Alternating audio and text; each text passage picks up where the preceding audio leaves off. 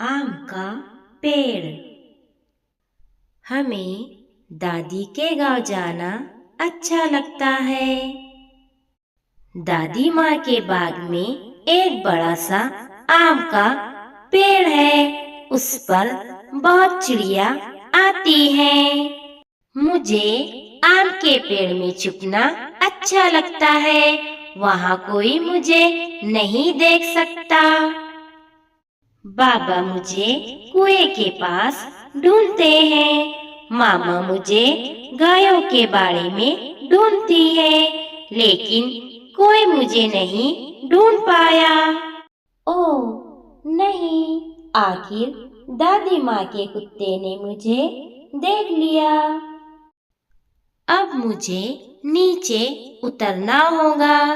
दादी माँ मुझे खूब गले लगाती है।